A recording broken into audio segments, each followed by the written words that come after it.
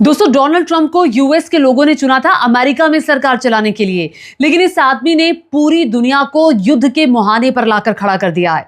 America ने Venezuela पर हमला किया है। न सिर्फ हमला किया, बल्कि वेनेजुएला के राष्ट्रपति मादुरो और उनकी पत्नी का अपहरण कर लिया है, कब्जे में ले लिया है। इस बात की पुष्टि खुद डोनाल्ड ट्रंप ने सोशल मीडिया में पोस्ट करके की और कहा कि अमेरिकी सैनिकों ने हमला कर दिया है वेनेजुएला पर, और न सिर्फ हमला बल्कि राष्ट्रपति और उनकी पत्नी को कब्जे में लेकर के किसी अज्ञात जगह पर वो ले गए हैं। और बाकायदा डोनाल्ड ट्रंप इसको लेकर एक बड़ी प्रेस कॉन्फ्रेंस भी करने वाले हैं। अब डोनाल्ड ट्रंप को दुनिया में शांति का ढिंढोरा पीटना बंद कर देना चाहिए। ये जो शांति का दूत बनने का नाटक डोनाल्ड ट्रंप कर रहे हैं, ये बिल्कुल बंद कर देना चाहिए। अंतर्राष्ट्रीय नियम कानूनों की धज्जियां उड़ाते हुए रात के अंधेरे में अमेरिका ने, डोनाल्ड ट्रंप ने वेनेजुएला पर हमला किया है और पूरी अंतर्राष्ट्रीय बिरादरी चुप है इस व्यक्ति के खिलाफ। डोनाल्ड ट्रंप जब से राष्ट्रपति बने हैं, किसी ना किसी को धमकी दिए जा रहे हैं। वेनेजुएला के खिलाफ लगातार उनकी बयानबाजी ये इस तरफ इशारा कर रही थी कि कुछ तो बड़ा होगा, और ये बड़ा इस तरह से होगा, इसका अंदाजा किसी को नहीं था कि रात के अंधेरे में डोनाल्ड ट्रंप ये फैसला लेंगे कि अमेरिकी ट्रूप्स वेनेजुएला में दाखिल होंगी। भले ही अमेरिका ये कहे, डोनाल्ड ट्रंप ये कहे कि जो वहाँ के राष्ट्रपति हैं मादुरो, वो एक बड़े ड्रग ट्रैफिकर हैं। ये कहा जाता रहा है कि भैया वहाँ से वेनेजुएला से ड्रग की सप्लाई यूएस में होती रही है और यूएस के खिलाफ गतिविधियों में वेनेजुएला शामिल है, और इसीलिए इस बड़ी कार्रवाई को हमने अंजाम दिया। इसके पीछे मकसद क्या है, क्यों डोनाल्ड ट्रंप ने वेनेजुएला पर हमला किया और हमला करके वो किसे संदेश देना चाहते हैं, मैं पूरी पिक्चर आपको बहुत आसान शब्दों में क्लियर करने वाली हूं। देखिए, सबसे पहले तो मैं आपको ये बता दूं कि रात के अंधेरे में लगभग भारतीय समय के मुताबिक शनिवार सुबह 11:30 बजे और वहां के समय के मुताबिक रात 2-2:30 बजे हमला किया अमेरिकी सैनिकों ने 4 बड़े शहर वेनेजुएला के निशाने पर रखे, जहां बम धमाकों की आवाज़ें और अमेरिकी हेलीकॉप्टर्स की जो गश्त थी वो लगातार दिखाई दी, और ये धमाकों की तस्वीरें भी कुछ सामने आई है। अमेरिकी ट्रूप्स कैराकस, जो कि राजधानी है वेनेजुएला की, वहाँ पर उतरे और वहाँ से राष्ट्रपति और उनकी पत्नी को बाकायदा कब्जे में लिया। और ये जो कृत्य किया है डोनाल्ड ट्रंप ने, ये एक किस्म से जंगल राज है। जंगल राज सबसे बुरा अंतर्राष्ट्रीय कृत्य है जिसको अंजाम दिया है। इससे बड़ी घटना हो नहीं सकती। इससे पहले भी अमेरिका कई देशों पर हमला कर चुका है, उनके जो राष्ट्रपति हैं उनको कब्जे में ले चुका है, ये भी मैं आगे आपको बताऊंगी। लेकिन क्या आखिर वेनेजुएला से क्यों आखिर ठनी हुई है डोनाल्ड ट्रंप की? डोनाल्ड ट्रंप, दरअसल जो डोनाल्ड ट्रंप की नज़र है वो वेनेजुएला के तेल भंडार पर है। जी हाँ, ये तेल का खेल है जो चला आ रहा है, और अभी से नहीं, काफ़ी अरसे से चला आ रहा है। क्योंकि वेनेजुएला के इस तेल भंडार के बारे में मैं आपको बताऊं, दुनिया में अगर सबसे ज़्यादा तेल भंडार कहीं है तो वेनेजुएला उस लिस्ट में 5वें नंबर पर आता है, 5वें नंबर पर। और यही वो जो तेल है वो अमेरिका की आंख की किरकिरी बना हुआ है, क्योंकि वेनेजुएला से किसकी बनती है? रशिया से और चाइना से बनती है। और रशिया और चाइना से किसकी नहीं बनती? यूएस की नहीं बनती। और ऐसे में जो दोस्ती वेनेजुएला की रशिया और चाइना के साथ बढ़ रही है, वो भी खटक रही है डोनाल्ड ट्रंप को। डोनाल्ड ट्रंप वेनेजुएला पर हमला करके बाकी लैटिन अमेरिकी देशों को ये बताना चाहते हैं कि देखिए, अगर आपको रहना है तो कायदे से रहना होगा, हमारी शर्तों पर रहना होगा, और किसी ऐसे से दोस्ती नहीं करनी जो हमारी आंखों में खटकता हो। जैसा कि मैंने पहले जिक्र किया कि डोनाल्ड ट्रंप जब से राष्ट्रपति बने हैं तो सिर्फ ऐसा नहीं कि वेनेजुएला को ही उन्होंने धमकी दी है। इससे पहले भी Canada, Greenland, Mexico, Panama, Iran, अभी जो लेटेस्ट धमकी दी है, साउथ अफ्रीका, फिलिस्तीन को तो आप जानते ही हैं, वेनेजुएला को कितनी बार धमकी दी है। तो ये धमकी राज लगातार कायम है, और शांति दूत बनने की कोशिश तो वो लगातार करते ही रहे हैं। और अब उस शांति दूत का जो तमगा है ना, वो अपने ऊपर वो ठप्पा डोनाल्ड ट्रंप को नहीं लगाना चाहिए। इस हमले के बाद सबसे बड़ा सवाल है कि अंतर्राष्ट्रीय बिरादरी में वो कौन सा पहला ऐसा देश होगा जो मुखर होकर आवाज उठाएगा, जो कहेगा डोनाल्ड ट्रंप का डिसीजन गलत है। क्या आपको लगता है? हालांकि रूस की तरफ से ये जरूर कहा गया कि ये कार्रवाई सही नहीं है।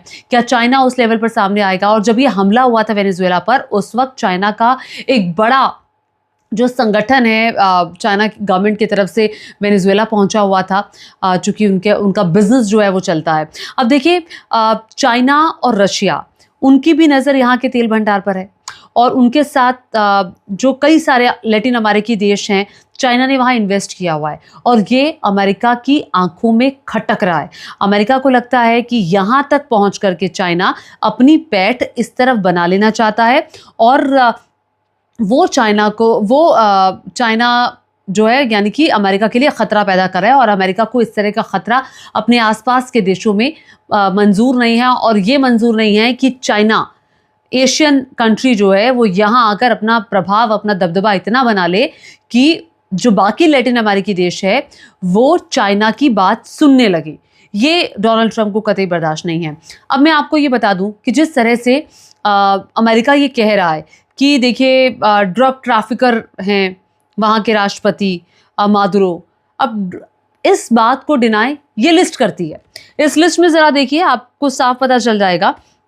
वेनेजुएला पर हमला किया है डोनाल्ड ट्रंप ने, मैक्सिको पर तो हमला नहीं किया, चाइना पर हमला नहीं किया, कंबोडिया पर नहीं किया, पेरू पर नहीं किया। टॉप 10 लिस्ट आप देख लीजिए जो इलीगल ड्रग फ्लोज में पाए गए हैं, जो इलीगल ड्रग्स की सप्लाई यूएस में कर रहे हैं। और इस पूरी लिस्ट में अगर आप देखेंगे तो वेनेजुएला का नाम नहीं है। तो यही से पता चलता है कि डोनाल्ड ट्रंप ने ड्रग के लिए हमला नहीं किया, ड्रग सप्लाई के लिए हमला नहीं किया। डोनाल्ड ट्रंप ने ये हमला अपने स्वार्थ के लिए किया है। और एक और लिस्ट मैं आपको दिखाना चाहती हूँ कि ये देखिए, top 5 with largest proven oil reserves. Number 1 पर वेनेजुएला आता है, नंबर 2 पर सऊदी अरेबिया आता है, नंबर 3 पर ईरान, फिर कनाडा और इराक आता है। और ये जो स्थिति है ये भी 2025 का ये डेटा है जो मैं आपके सामने रख रही हूँ। तो अब आप समझ तो गए होंगे कि क्या कहानी है। तो वेनेजुएला दुनिया का 5वां सबसे बड़ा ऐसा देश है जहां पर तेल का भंडार है। इतना ही नहीं, एक रिपोर्ट ये कहती है कि 303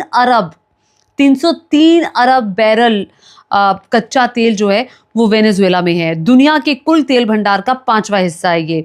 और यही जो काला सोना है ये लड़ाई की असल वजह है और बड़ी दिलचस्पी अमेरिका की इसी काले सोने पर है। अब देखिए, आप सभी जानते हैं कि अमेरिका भी एक बड़ा तेल उत्पादक देश है, लेकिन वेनेजुएला में ऐसा क्या है? वेनेजुएला का जो तेल है ना वो काफ़ी भारी है, खट्टा तेल जिसे कहा जाता है, जिससे डीजल, डामर और भारी मशीनों के लिए ईंधन तैयार होता है। उस तरह का तेल अमेरिका के पास नहीं है, उस तरह का तेल वेनेजुएला के पास है। और यूएस ये चाहता है कि जो वेनेजुएला का तेल भंडार है वो पूरे विश्व भर के लिए खोल दिया जाए।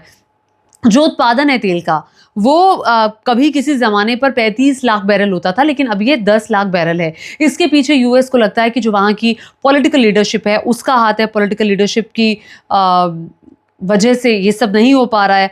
और साथ ही साथ मैं आपको बता दूं कि विशेषज्ञ ये भी मानते हैं कि ये जो तेल उत्पादन दिनों दिन कम हुआ है इसके पीछे इंफ्रास्ट्रक्चर का ना होना, कुछ अंतर्राष्ट्रीय कारण भी हो सकते हैं, कुछ अंतर्राष्ट्रीय संबंध भी हो सकते हैं। बुनियादी ढांचा इतना वेनेजुएला में नहीं है, इसीलिए तेल उत्पादन नहीं हो पा रहा है। और अमेरिका ये चाहता है ये जो बड़ा तेल रिजर्व वेनेजुएला पर है उस पर अमेरिका का कब्जा हो जाए और अमेरिकी कंपनियों पर जो अभी पाबंदी वेनेजुएला ने लगाई थी तेल को लेकर के वो पाबंदियां हटे और आराम से अमेरिका के जो हित है वो साधे जा सके। तो ये सबसे बड़ी कहानी है तेल के खेल की जो सामने आई है। लेकिन अब इस बीच मैं आपको एक और बात बता देती हूँ कि ट्रंप का एक वीडियो है जो मैं आपको दिखाना चाहती हूँ 2004 का, जिसमें ट्रंप ने वेनेजुएला पर हमले की बात कही थी। सुनिए जरा। How about we're buying oil from Venezuela? When I left, Venezuela was ready to collapse. We would have taken it over. We would have gotten all that oil. It would have been right next door. तो अपने कहे के मुताबिक Donald Trump ने Venezuela पर हमला किया और ये एक किस्म से आतंकी कृत्य है जिसे अंजाम दिया है। देखिए, ये तीसरी बार होने जा रहा है कि जब अमेरिका ने किसी देश पर हमला किया हो। लोकतांत्रिक मूल्यों का वहाँ पर पालन नहीं किया जाता, वहाँ पर चीटिंग होती है, अमेरिका के खिलाफ साजिशें रची जाती हैं। तो इस तरह की कई बातें वो कर चुके हैं। देखिए, पनामा पर हमला किया था 1989 में। यूएस ने लैटिन अमेरिकी देश पनामा पर हमला किया और वहाँ के तानाशाह मैनुअल को सत्ता से हटा दिया था। और वही उन्होंने जो आरोप लगाए थे कि ड्रग तस्करी होती है, यूएस के विरोध में गतिविधियां वहाँ होती हैं।